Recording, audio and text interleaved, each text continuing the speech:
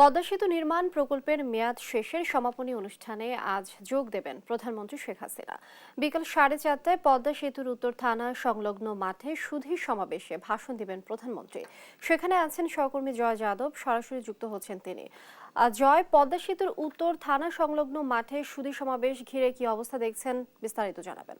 Linyi, আজ এই বাংলাদেশ সেতু কর্তৃপক্ষের সড়ক পরিবহন ও সেতু মন্ত্রণালয়ের যে সড়ক বিভাগের যে সেতু বিভাগ, সেই বিভাগের জন্য আজ একটি গুরুত্বপূর্ণ দিন এবং আজ কিন্তু যে পদ্মা বহুমুখী সেতু প্রকল্প, সেই প্রকল্পের কিন্তু আজ সমাপনী অনুষ্ঠান, অর্থাৎ সেতুর যে সার্বিক দায়িত্বের যে কাজ। আমরা যদিও জানি যে 2022 সালের 25 জুন প্রধানমন্ত্রী শেখ হাসিনা এই পদ্মা সেতু উদ্বোধনের পর কিন্তু এই সেতুটি তারপরও কিন্তু পুরোপুরি প্রকল্পের কাজটি শেষ হয়নি তখনও, কারণ এই নদী শাসনের একটি বিষয় ছিল, নদী রক্ষণাবেক্ষণের একটি বিষয় ছিল, দুই পারের বিভিন্ন জায়গায় নানা স্থাপনার বিষয় ছিল। অর্থাৎ সার্বিক সেতুর যেই নদী সহ যে পুরো প্রকল্পটি ছিল, সেই প্রকল্পের কাজ সেদিন শেষ হয়নি। তার জন্য কিন্তু আরো 2 বছর অপেক্ষা করতে হয়েছে এবং সেটি আনুষ্ঠানিকভাবে শেষ হয়ে গেল এই গত মাসের জুন মাসের 30 তারিখে। এবং আজ প্রধানমন্ত্রী শেখ হাসিনা এই পুরো প্রকল্পটির সমাপনী টানবেন এবং সেই সমাপনী অনুষ্ঠানটি আজ এখানে হতে যাচ্ছে। বিকাল 4টায় প্রধানমন্ত্রী শেখ হাসিনা এই সমাপনী মঞ্চে তিনি উপস্থিত হবেন। মঞ্চটি করা হয়েছে, আপনারা জানেন যে যেখানে পদ্মা সেতুর উদ্বোধনী অনুষ্ঠানটি হয়েছিল, অর্থাৎ ঢাকা থেকে পদ্মা সেতুতে ওঠার যেই রাস্তাটি, সেই সড়কটির মানে টুল প্লাজাটির হাতের ডান দিকের যে খালি জায়গাটি, সেখানেই সেতু কর্তৃপক্ষ অর্থাৎ এই সেতুর পদ্মা সেতু প্রকল্পের সমাপনী অনুষ্ঠানটির যে মঞ্চটি করা হয়েছে সেটি করা হয়েছে। এবং আপনাদের যদি আমি দেখাই যে এই মুহূর্তে যেই নানা ব্যানার ফেস্টুন সহ এখানে আপনার পুরো মঞ্চটি সাজানো হয়েছে, এর বাহিরের দিকটি সাজানো হয়েছে এবং নানা পতাকা, এই লাল বিভিন্ন রং বেরঙের পতাকা সহ এখানে সাজানো হয়েছে। বিভিন্ন ছবি আছে পদ্মা সেতু প্রকল্পের বিভিন্ন সময় যেই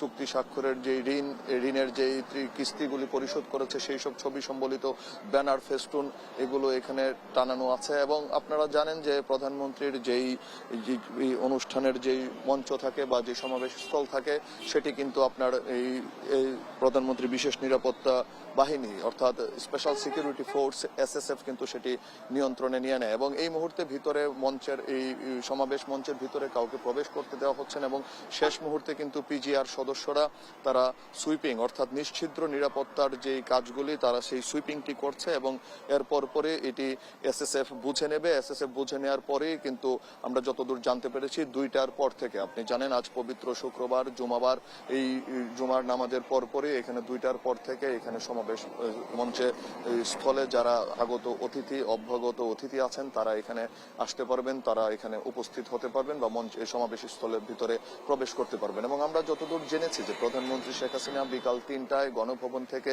সড়ক পথে তিনি এই মাওয়ার পদ্মা সেতুর টুল প্লাজা সংলগ্ন যে সুধী সমাবেশের স্থল তিনি সেখানে এসে উপস্থিত হবেন এবং 4টায় সেই সমাবেশটি এখানে আপনার শুরু হওয়ার কথা রয়েছে। তো যেই বিষয়টি এখন পর্যন্ত এখানে এই সবাই মানে মোটামুটি নিরাপত্তা বাহিনী প্রস্তুত, সকলেই প্রস্তুত এবং মঞ্চটিও প্রস্তুত। প্রধানমন্ত্রী শেখ হাসিনার এই সমাপনী পদ্মা সেতু প্রকল্পের যে সমাপনী অনুষ্ঠান, সেই সমাপনী অনুষ্ঠানে তিনি ভাষণ দেবেন এবং তিনি কি বলবেন তার উপর নির্ভর করছে যে এই সেতুটি কিভাবে পরিচালনা হবে। এবং আপনি জানেন যে এই সোমবার অর্থাৎ মন্ত্রিসভার শেষ বৈঠকে কিন্তু পদ্মা সেতু প্রকল্পটি একটি সম্পূর্ণ সরকারি সরকারি মালিকানাধীন একটি কোম্পানি করার প্রস্তাব কিন্তু ক্যাবিনেট অনুমোদন দিয়েছে। এবং এই অনুমোদন দেওয়ার পর এখন বোঝাই যাচ্ছে যে পদ্মা সেতুটি যখন আপনার হস্তান্তর করা, সেতু বিভাগ এখন এর দেখভাল করছে যদিও, কিন্তু এটি হস্তান্তর হওয়ার পর অর্থাৎ এই প্রকল্পটি সমাপনী হওয়ার পর কিন্তু এটি একটি কোম্পানির মাধ্যমে পরিচালনা হবে বলে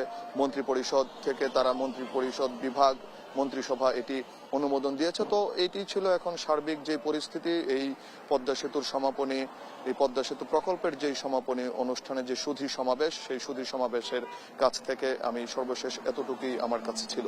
লিনিয়া। জয়, ধন্যবাদ আপনাকে। দর্শক, পদ্মা সেতু নির্মাণ প্রকল্পের মেয়াদ শেষের সমাপনী অনুষ্ঠানে আজ যোগ দেবেন প্রধানমন্ত্রী শেখ হাসিনা। সে বিষয়ে বিস্তারিত জানাচ্ছিলেন সহকর্মী জয় যাদব।